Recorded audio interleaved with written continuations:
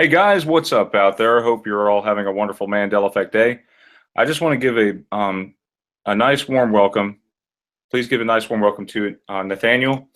He's joined with us from where'd you say you were from, Nathaniel? Well, I'm actually outside Montreal. I'm living in the forest in Quebec. It's work. I guess I'm working remotely as a graphic designer. So yeah, pretty far out.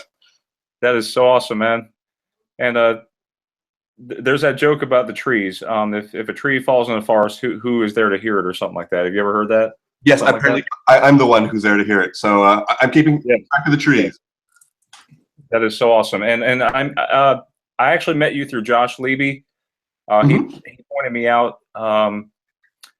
He was talking about the thinker because that's what we're here to talk about today. But briefly tell us about your research on the effect before we go into that, into more detail. Sure. It's funny because I've been gathering residual evidence for the thinker because I find there's a lot of really startlingly like crazy residual where you see people posing and the statue behind them has been changed. And it was first brought to my attention through Shane, who hosts the Unbiased and On the Fence, where he noticed that his memory was that the thinker initially had his clenched fist put to his forehead, and now, or at least when he was watching it, it was an open hand resting just under the chin. Just yesterday, while I was trying to look for the statue again, I noticed that it had changed a third time. Now he is, he's suckling. What happened the third time? What happened the third time? Well, now, instead of actually resting his chin on the back of his open hand, he's very much suckling onto the back of his knuckles, like he's maybe anxious. But if you look at the photos, it's crazy. Like it's. Let me share it with people right now so that they know what we're referring to here. Sure. I'll bring it up. You can see it as well, I'm sure. So give me one sec. No worries. And what is this? There's like a new ME also where he's actually Rodin in the gates of hell. Like that? Well, that one I'm a little unsure of because I always knew him as being part of a bigger piece. Like his initial name, like Rayne, I think actually called him the poet, and he was part of this bigger piece called The Gates of Hell, where he was like sort of this figure that was creating reality by thinking. And we only kind of know him as the thinker. I think that was like a misnomer or just the name that he became famous by. I'm not too sure if that's part of the bigger ME. The one that struck me is the fact that he looks like he's wearing a hat now. I sent you one of the links, or one of the photos rather, where he's actually wearing a Florentine cap, which I never remember him wearing any kind of hat. So no. This was hair. It was like hair, wasn't it? It was hair, yeah. Just a regular hairline, and now he's wearing. See, look, here's a good image. You guys see that? Yeah, he's wearing some kind of hat now. What is up with that?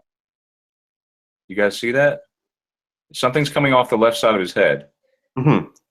So it almost looks like a beret, sort of, doesn't it? Like, well, it looks a bit like a beret. To me, it looks like, I don't know if you're familiar with the Gumbies from Monty Python. He looks a bit ridiculous. There's one I had sent you an email. If you look at the very last photo, it's the thinker with Florentine cap, and you can actually see him from the side where it's very obvious, like he's wearing this hat on top of his head. You can see like the side of the cap is flipped up a little bit. Okay. So, and you found some residual evidence, right? Here. Yeah, this is some residual evidence I collected from Reddit. So I'm not taking full credit for this, but it's just been things I've been collecting. All right. So you mind if I read this real quick? If I run it down, it's not that much, and then there's some pictures. Go for it. Pictures are worth 1,000 words, aren't they? But we'll read it. Yeah, from an art book, it appears that Rodin showed himself from his right profile, naked, crouching, his left hand to his forehead, his right hand by. Okay, and then this is from Language in Use Upper Intermediate Teacher's Book, Auguste Rodin, the Thinker, 1880. This is a sculpture of a man sitting with his forehead supported by his fist, lost in thought. This is from a novel by Ralph Milton. I put my right hand across my forehead and my right elbow on my right knee. I got an idea from the sculpture by Auguste Rodin called The Thinker. Now that's weird because where's his right elbow now? Yeah, I'm not too sure, but I think that might have changed as well. So we'll look that up. it's like twisted onto his left knee, I think Yeah. it is. Yeah. So from a nonfiction book, Homeland Security Principles. Anyway, you guys can read through this. I'm just going to scroll down a little bit, but let's see. Hold on. Post. Fists on forehead. See, it's all here. I mean, there's so much residual out there that people are remembering the fist to the forehead, right? So, and you've obviously done your research. Thank you, Nathaniel. And there's pictures here imitating the thinker. And it's funny because if you look at the illustration above, like he was saying, he's the first to be. Now I could never pronounce his name right, so I apologize if I get it wrong. I was the first to be Tebowing. Is that how you do it? Yeah. No, okay. Tim Tebowing. Tebowing. Okay, thank you. Cool. Right. So this other one is interesting. I'm not sure if you're familiar with Bruce Forsyth. He's a UK performer, but he had made the thinker pose famous. He passed away recently, but he has all his fans going around the world imitating the thinker pose. And if the BBC link brings you to an image of something like, I don't know, 15 different photographs all around the world of people doing the fist to the forehead thinker pose. Yeah, I mean, I understand. There's that portion of the world that remembers it that way, right? So, and how would they imitate? Look at all these people. Where do they have their fists? You see that, and they're imitating that statue. Why are they doing it wrong? That's what I don't get. I mean, I can understand maybe one, but like a whole gang of kids is a bit ridiculous to kind of be missing that, right? Right. That would either have to be some kind of mind control thing going on here, or the statue really physically changed. So, yeah, I'm with the statue actually changing. We've already witnessed so many changes. I don't know if you've kept up with my channel because it's we do such a fast-paced covering of these things. And well, I do try to listen to it every morning because I mean, there's so many changes that's kind of like unfolding. It's hard to keep on top of it. So this is fascinating. This is George Bernard Shaw, who apparently used to pose for Rodin for a variety of his what's it called? For a variety of his statues. Now, this photo was taken the night of the vernissage when Rodin actually displayed the thinker for the first time. He ran home that night, and they thought, "Hey, let's do a photograph in the imitation in the pose of the thinker." So this is that night, like he remembers it, not like years later. This is like a very vivid recent memory for George Bernard Shaw whenever the photo was taken. If you scroll down, I think there's a bit of info as to when it was taken. Let's see. Okay, 1906, is that right? 1906. That's right. Yeah. Alvin Langdon Coburn, 1882 to 1966. George Bernard Shaw. Yeah. So, gosh, I mean, there's so much residual. It's just unbelievable. And then didn't you say he's munching on his knuckles here? It looks like, or something. Yes, this is the new one, and it's weird because I've been collecting these newspaper articles, and immediately the new changes kind of get threaded through all these newspaper articles. Like the one above from the Washington Post talks about right elbow on left knee, knuckles against teeth. He is suckling on his knuckles. It's like almost he's drooling on the back of his hand. Poor thinker. I know. And look at his wrist. Gosh, it's bent. It's all contorted, you know? He looks depressed, doesn't he? He looks almost depressed. Well, he looks depressed, and there's some better photos where he looks almost like he's quite anxious. Like you can see kind of almost like the Elvis lip curl going on, where he's like really just pushing up into his lips. Like that's new. I mean, I've never seen that until yesterday. And then this thing on his head, right? The horn that you mentioned earlier. This. It looks like a beret. Yeah, that's my thought exactly. See, I remember there being a hairline, like it was a hairline. Yeah, now he's got this. Almost looks like something from what's that show with all the blue little guys running around and singing and Smurfs. Papa Smurf, yeah. Yeah. One of the Smurfs now with his new hat. So yeah, look. I mean, you can obviously see him cramming his fist into his mouth right here. That's right. That's right. He's munching on his first and second knuckle right here. I think it's important we talk about this. You know, because there's so much residual out there pointing to his right hand on his right knee, and yet we see it crossed over. Mhm. Right hand on his left knee. Uh, Yeah, kind of look. I was Man. going to say, scroll down to the very last photo, because this one is the one that kind of blew my mind. It's a Mhm. shot from the other side. He's wearing what scholars call a Florentine cap, which is like new to me. That's just, where did that come Yeah, from? I know, and it's almost like now you're graphic arts, right? Exactly. Are you familiar with the painting by Da Vinci, the Mona Lisa? Do you believe that Yes. one's changed as well? Well, that one has definitely changed. I mean, I'm so used to her enigmatic smile being very, very, very nebulous. But I mean, now it's obvious she's smiling. Her eyes are smiling. She's smirking, for that matter. And the other thing too, I don't know if it's part of the ME. I don't remember her having a head covering. She has like a little That's scarf, what she's got, a veil. a veil. Yeah. What are they trying to tell us? Is what I'm trying to say here. Like, is there a clue that you know how like a serial killer leaves behind clues so Right. that we know who it is. She usually has a nice psycho wall where you can just kind of like, follow along his train of thought for sure.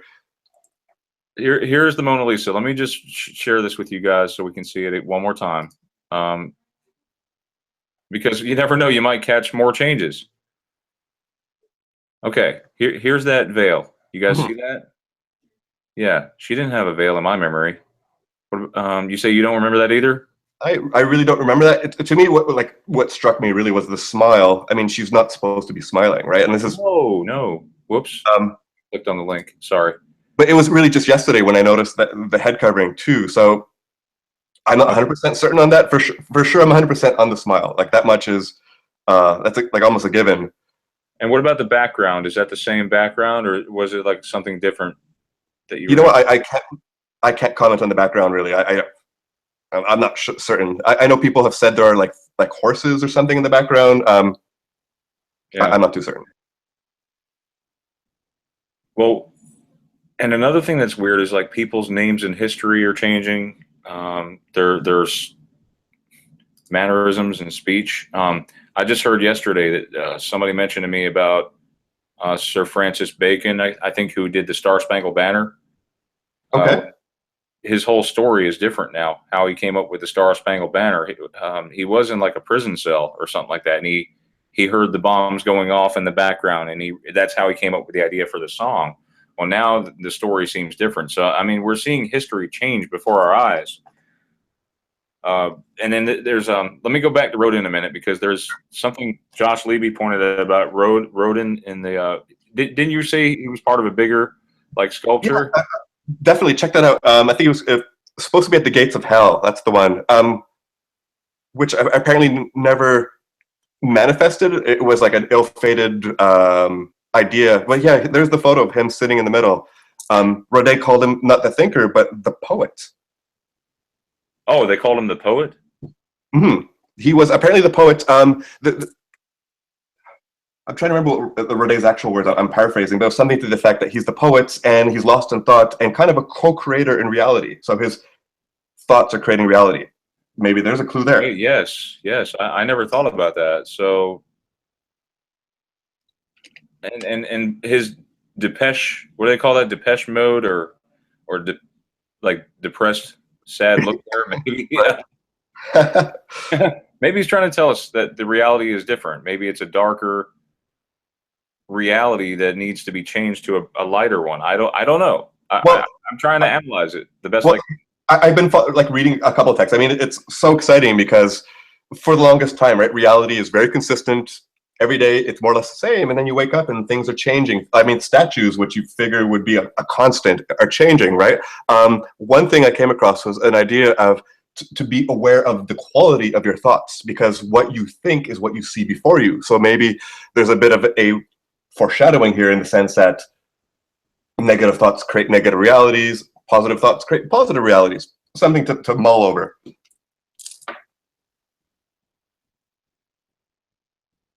Yeah, wow.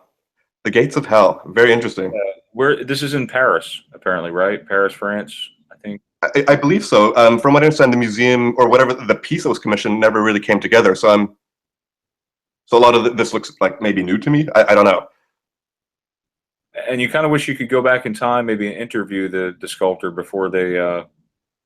Yeah, well, let me go check. I have two actual interviews with Rodin. Rodin on the Thinker. I'm just going to read this through because it's part of the email that I sent.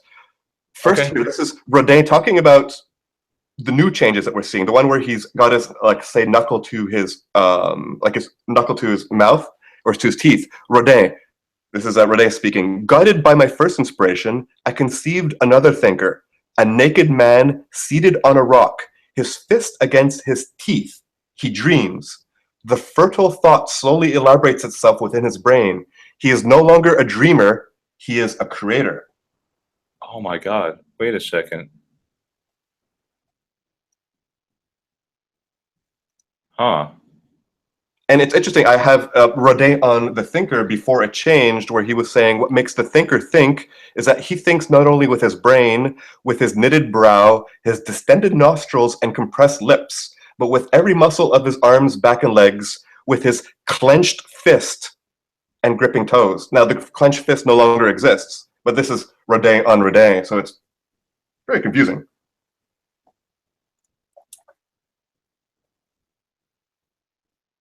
Could I wish I knew like because there are people that go and they study art and they analyze it much better than what we can. Well, I've noted, seeing this art change. Of course, I've started calling up other famous pieces, works of art. For me, a lot of Da Vinci's art has changed, like with the Mona Lisa. But Michelangelo's The Creation of Adam, to my eyes, has changed as well. I'll revisit that one real quick while we can. Do you Adam being higher than God's?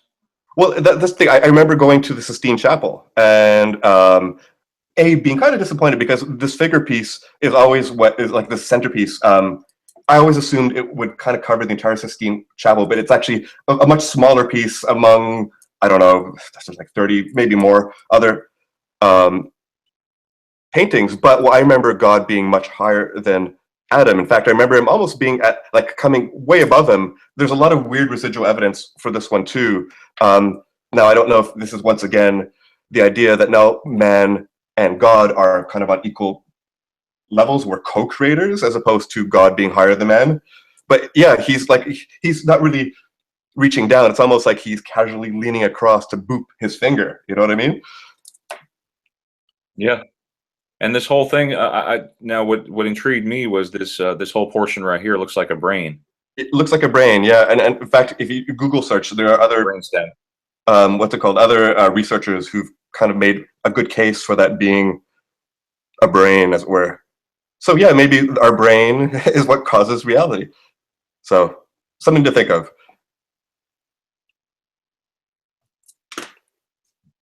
Oh, gosh.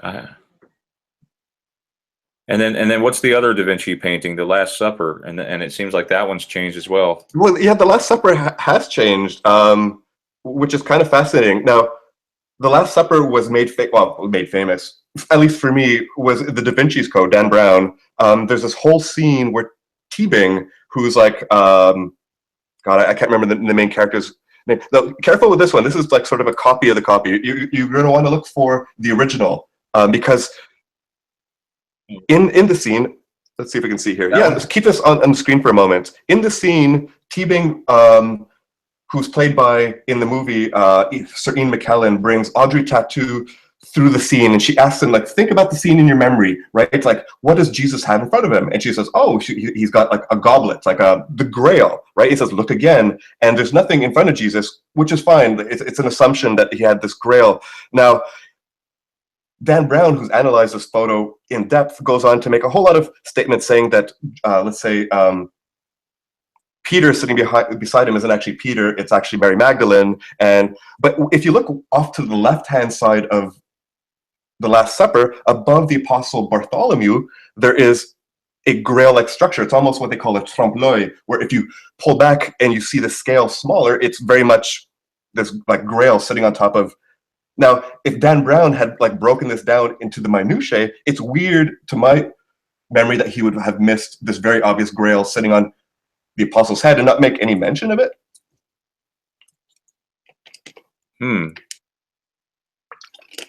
I find you can, and also, sorry, not to mention these apostles. I've seen them analyzed. This is like Aries. What is this? Taurus, yeah, Cancer, right. And then what do we have here? What's after Cancer? I wouldn't know. can't. I don't know the horoscopes in. I don't have this, but this one's supposed to be Virgo, right? Mm-hmm. We got Virgo right here, the woman. Looks like a woman, but that's John. It's supposed to be John, right? Peter, his beloved, but really, I think it's Mary Magdalene. I don't know if you've ever read the Gnostic texts, but the Gospel according to Mary Magdalene is a very interesting read, as well as the Gospel according to Thomas. So, supposed to be Scorpio. This is Libra. Libra right here with the scales. See that? Oh, interesting. Yeah, yeah. Holding his hands out. Scorpio, and then this is Sagittarius right here. Who is the Sagittarius? Capricorn. Yes, right. What's he got in his hand here? Interesting. Is there water? He's got something in his hand. And then, of course, this is has his hands out. So when someone shared that with me, I was like, wow, that's a real eye opener. This thing's been hidden for 500 years. Yeah, but a lot of people said this was supposed to be John. Mm-hmm. You know, John calls himself in the gospel the one right. Okay. he loved, but there was a child. You know. Go ahead. Sorry. Oh, no, I'm kind of like floored too. But it's interesting too. If you look just to the left of where your cursor is, there's this disembodied hand that's pointed out by Dan Brown. It's holding a knife, and nobody really knows, say, where it's from. Keep going, keep going, keep going. It's hard to see in this particular illustration. Just behind this guy, if you go to the left of, let's say, let's call her Mary Magdalene. No. Keep going to the left. You're almost there. Keep going to the left. Boom! Right above your cursor, there's a hand holding a knife. Disembodied. Whoa. Nobody knows who it's attached to. I've never seen that before. Nobody knows. Apparently, I mean, maybe somebody has done more research than I have, but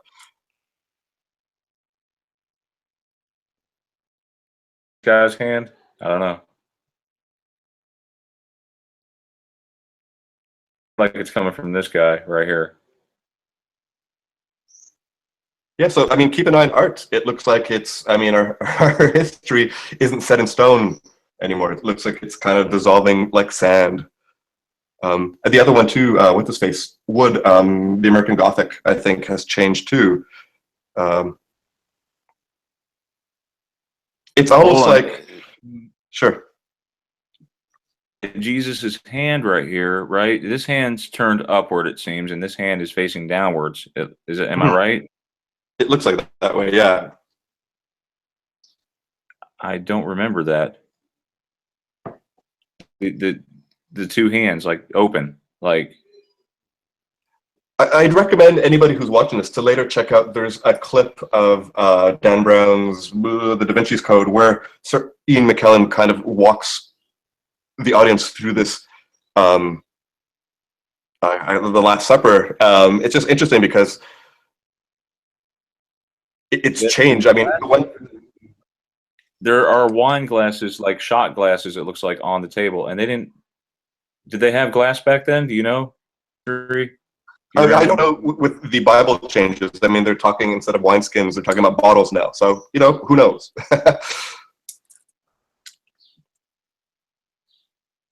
I find it's almost like, in the case with Rodin, he must have been overthinking the thinker. It's like each possible direction he could have brought the thing in is manifesting all at the same time. Yeah, there's that. Like, I don't remember. I'd like you to check out Last Supper at all No, I mean I think that's on the wall, yeah. And right? yeah, you can actually see better in some It of should be like down here. yeah, they have done better. Let's say restorations of this one, and you could see it better in some photos. It just like jumps out. I actually have a Last Supper, but it's not the one from Da Vinci. It's a different one. It's a like a ceramic, and in that ceramic painted one, it actually has the cup on the table. Interesting. Yeah. Okay, I was going to share with you Whistler's Mother to see what you remember about Whistler's Mother. Okay, I'll take a look. I've got to admit, like the only it's depressing because I know it's a very famous painting with Whistler's mother. That's it from the Mr. Bean. This is kind of my only exposure to Whistler's Mother. So let's see. You had a lot of exposure to it. Yeah, you know what? I wouldn't be able to. Point out. Well, do you remember a phonograph in the background? Offhand, it's almost like, no. Okay. To me, the one that definitely has changed to my eyes is the American Gothic. Let's see if I could. American Gothic. Okay, we'll look at that in a second. Interesting. Yeah, okay. It looks, yeah. I don't know. Am I the parody of Whistler's Mother right here? Right. Includes the phonograph. Very cool. I find a lot of residual evidence ends up being in illustrations, right? It's almost like somebody creating, let's say, a parody or like mocking the original. It's like they've had free will. Much like The Simpsons, the illustrations haven't changed, whereas the originals have, and that's why you find a lot of residuals in people's tattoos, like say sizes of the planets in the solar system, or I mean, there's a whole lot of others. Now, American Gothic for me changed. What I remember is both. What do you remember? Both of them looking forward at the viewer. Right now, American Gothic looks like she's almost looking at him, kind of in disdain.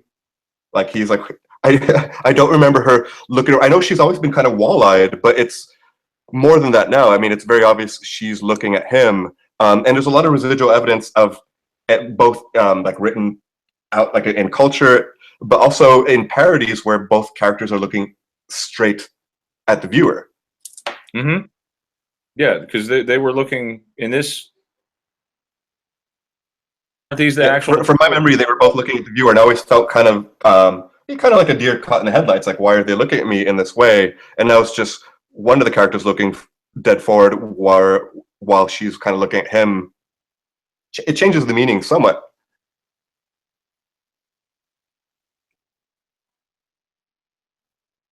Beavis and Butthead. Yeah, but see that what I find in this reality is that people that are like, I've seen tattoos change to the new reality. Yeah, I still haven't figured out the rhyme or reason as to like how some things kind of set in stone and then others kind of change along with everything else. What is this? A movie, American Gothic? But yeah, look how they're looking straight ahead. Yeah, there's some residual I see. I mean, God, what was the name of? Sorry, I'm drawing a blank. But yeah, I mean, they're kind of looking forward. And I've read descriptions of the painting where they're saying like both characters are looking at us, the audience, right? And those descriptions no longer make sense given the new reality of her staring off at the farmer. What's piece of work that you remember changing? Are you saying other pieces of work? God, I'm trying to remember. There's just been so much. It's like it's hard to keep track, right? Like, I know there's been a lot of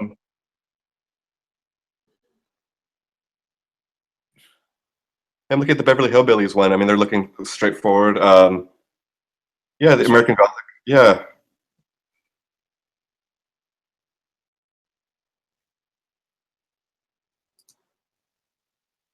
Hmm. It just seems odd if you're going to do a parody. Oh, if you look to the right, the related searches, there's another one from Mad, which I kind of vaguely remember. Whoops. Do I keep scrolling? No, no. Whatever you had clicked on, there was like sort of related searches off to the right. We might have missed it though, but it was another one. It was a residual evidence of them looking forward. Yeah. Let's see that Mad cover. This one here, yeah. Mike and Molly. Mike and Molly, they're both looking forward, right? You know that this is an ME with the Mad magazine is now all connected. Yeah, I've been noticing a lot of. I mean, it's funny because I'm a graphic designer and my focus is in typography, and seeing a lot of these like ligatures or all this type meshing together is not something that I remember. I mean, and I've spent a lot of time looking at type, like a lot more time than I should probably. So, yeah, all these changes are very strange. Like those A's without the crossbars, not something I like saw in the wild very often, and now it's everywhere. Like from the like Saturn to the Kia logo to like a whole lot of weird places. What's it called? God, I'm from Canada, so I'm kind of unfamiliar. U.S. Postal Service, that logo that changed, they're like little triangles now. I don't remember that. Yeah, U.S. Postal Service is different now. Let's look at that real quick. I know. Yeah, we're going off in tangents. That's okay.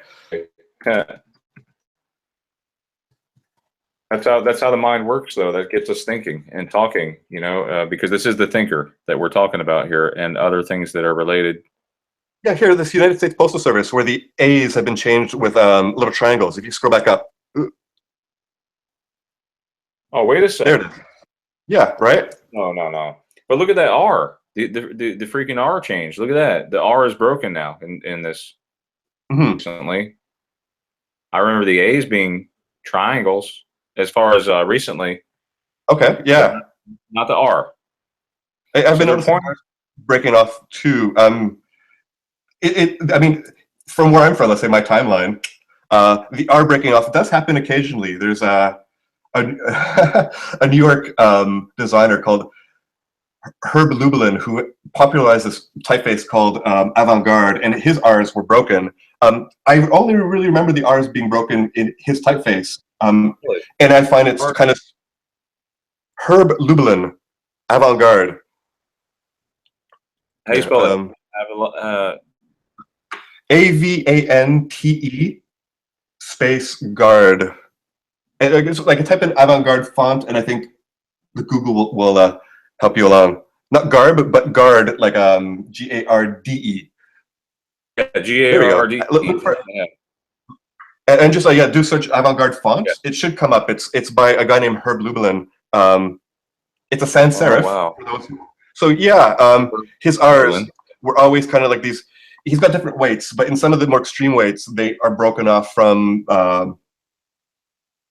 Yeah, there we go. Look, the quick brown fox jumped over the lazy dog. The R's are all not connected. Now, as a typographer, was kind of a defining feature of this typeface. Seeing it kind of spill out to a whole lot of other places is strange to my eyes.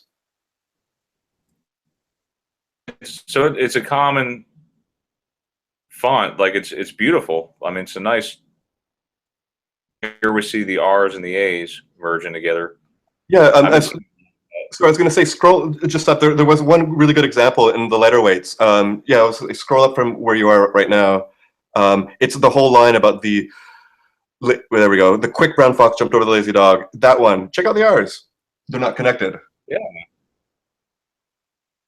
Now, to me, that was the defining feature of the avant-garde typeface. The fact that, like I said, it's now kind of like in logos and everywhere else. Very odd to me. I tend to notice these, I guess, the small details of type. It's what I have to do is like for my work. So for sharing that, I was wondering where it originated from. And it's pretty much made to look somewhat Gothic, right? Well, they call it Gothic. I mean, I'm not going to give a course on this typography, but sans serifs used to be called Gothics. They were also called grotesques because it was like they took the serif font, which is like kind of very common for reading at the time, and chopped off the serif. So people looked at it and they were kind of horrified and like, it's grotesque because it's like you're removing the superfluous bits. But our eyes, I find things that are legible to the eyes are things that we're just kind of comfortable with. So a lot of people grow up reading things on the screen, so sans serifs don't look grotesque to our eyes. But yeah, those are ours, all over the place.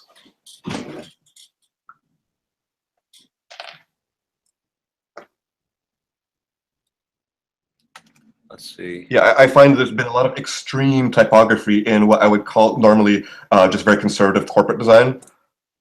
Yeah, that's popping up everywhere. Nathaniel, how do you explain the extra E in JCPenney and things like that, where they're just adding letters? You know, how do you explain that? Well, yeah, well, it's almost like back in the day. I found like an insane amount of residual evidence for JCPenney just spelled like the currency penny, PENNY. It's almost like different names are changing.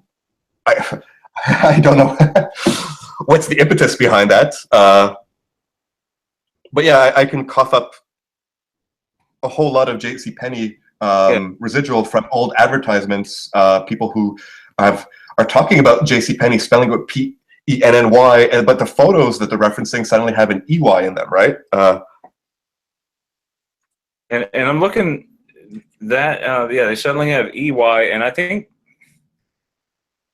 up until 2014, at least in my memory, Okay. had the Y and not the EY, because we used to go there every weekend, me and my wife at the time, get our shop kick points.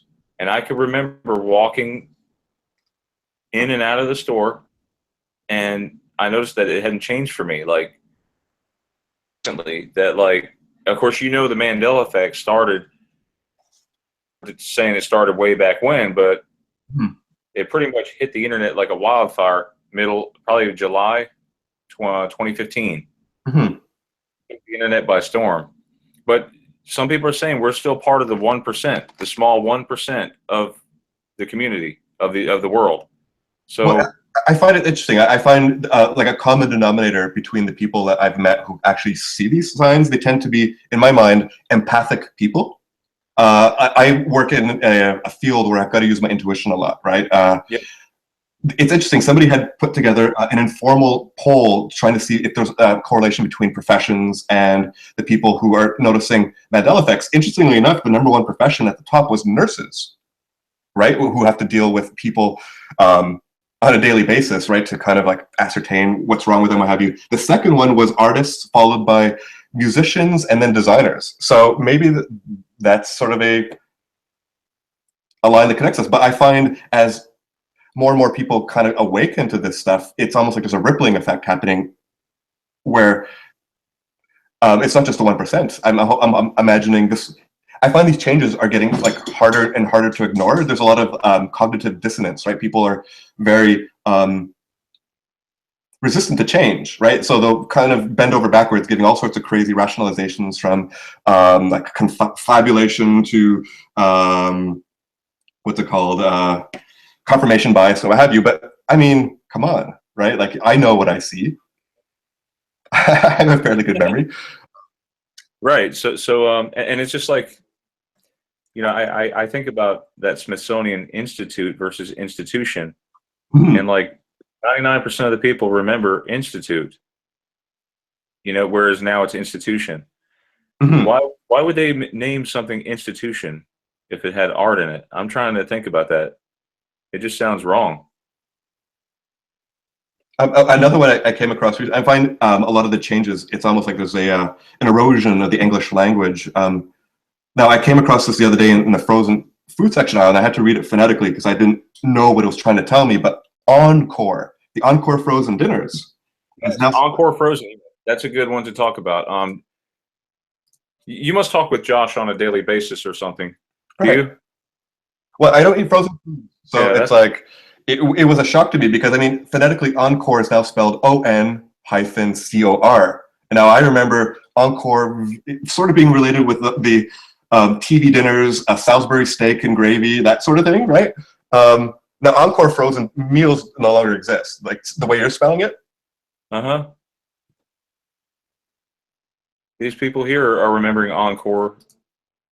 I found, like, I wish I could just, I don't know, can I send you things through this Google Hangouts? Because I found, You can. okay, let me take a look then. Send the links through the chat if you want.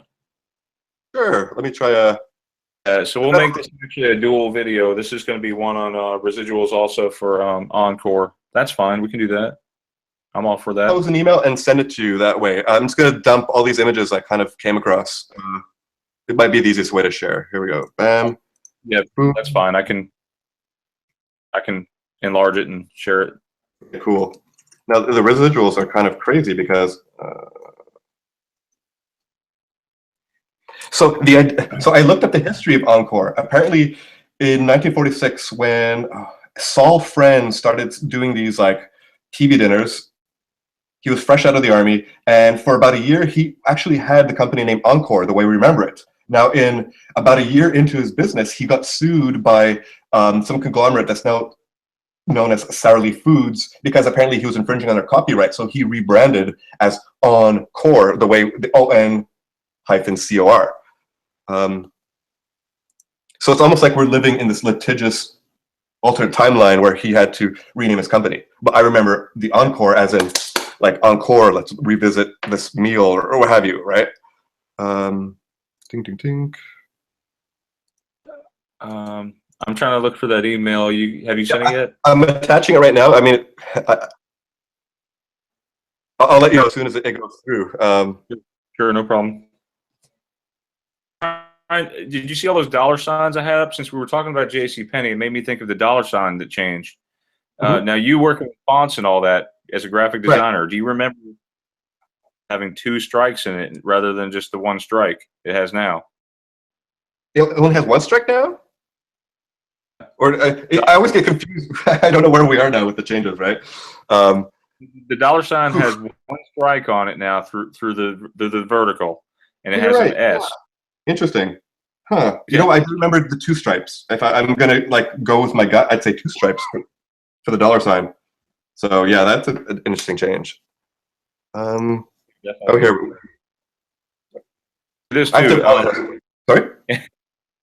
Remember the finger bumps on the keyboard on the D and on the K originally. Apple for a long time, and I remember on the original Mac keyboard, the bumps were on the D and the K. Oh, interesting. I got it on the F and the J on my keyboard here. Here, I sent you the email. There's a couple of, let's say, the new Encore, and then the residuals that I found like in old newspapers. All of them referencing the Encore frozen dinners. Okay, great. I'll share that. Sure.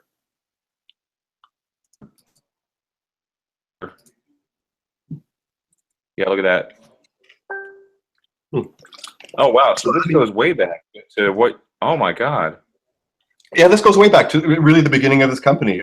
He only really had Encore the way, like I remember, for a year before he got sued. Okay, and this is ON. Not even dash. Yeah. ON dot in the middle. COR. So. Or frozen meat. There's the residue. You guys see that? Encore shoestring fries. Wow. It all says Encore, like ENCORE, like normal. Yeah. Here, the Encore brand beef chop suey, Encore brand barbecue beef, Encore frozen Encore beef and gravy, which is kind of what I remember them doing, like the whole Salisbury steak TV trays. Encore frozen steak fries, Encore beef chop suey, Encore sliced beef or sliced gravy. So I mean, apparently Encore existed somewhere, right? Right, and it wasn't just like a TV. I remember Encore it was like a branch off of Stars, you know, the TV network. So it's a TV network. There were these frozen foods that were named Encore as well. So I just want to make sure we're not confusing it with Encore, the Stars in TV programming. You know, like Well, it it's was. funny. I tried looking for, like, say, Encore, like thinking maybe there's another Encore frozen foods that I was unfamiliar with, and I can't find evidence of that. So I'm thinking this is the residual for, especially where like the beef and gravy goes, because you can find Encore with the ON-COR selling frozen Encore beef and gravy, like more or less the same ad, but spelled differently. So So all of this is a cue. I just want to sum it, take everything and sum it up because I know you got to go and all that. And I appreciate the time, man, and all the great residue too. I mean, it takes time to find that stuff. mhm. But yeah, to sum it up, would you say we need to pay more attention to our reality, what's going on around us? Yeah, for sure. I mean, to me, it's almost like, I mean, we have to kind of slog away at our mundane lives, right? And with all these changes, it's like, it's distracting to say the very least, because it's hard to maintain the illusion of this, I call this like this three-dimensional world, when literally, I mean, the reality as we know is just dissolving like sand. Shouldn't we just kind of drop our tools, come together and like talk about it, right? Like, you know what's weird? Right when you said sand, I was thinking of that hourglass and yeah. and time slipping through like sand going down through an hourglass. That's what came to mind. That's so funny. Was that a synchronicity? Well, that's funny too, because I find synchronicity, just like through casual observation and like speaking with other people, has been exploding, right? Like the way these, it's almost, I find something, there's like a glowing breadcrumb of evidence, like, and you could kind of eat it one by bits. It's just, it's hard to ignore. Like, I don't believe there's such thing necessarily as coincidence, but some of these coincidences popping up are just huge, hard to ignore. So don't ignore it. It's like an invitation to kind of ponder this stuff, right? Yep. And then here we are. We're back to the thinker. Exactly. So yeah, the new thinker with his Florentine cap. Go figure. I noticed that was off right away, and I had to make a comment and Josh Levy's post. Yeah, that was really odd, because I remember him having, you know, like kind of like Ken hair, right? No, he has a hat, which is yeah. And my wife is like a sculpture major. That's what she studied. She has like work. Yeah. For her, she studied Rodin's work, and it's, for her, it's just ridiculous, because I mean, she remembers clearly him with his fist to his forehead, and it just keeps changing every time I show her. So. All right. Well, Nathaniel, I want to thank you for coming on today and for coming forward about your findings. And what I'd like to do is I'd like to reward you by sending you a copy of Stasha Ericsson's new book. So, oh, very cool. Yeah, I've been kind of eyeing that one, so thanks. We'll interface about that. Yes, interface. Yeah, I like that better. It sounds. It was great talking to you, and have a great Mandela Effect day, man. You too. Thanks for having me on, and you know, you're doing good work. Keep on it. Bye-bye. All right, cheers.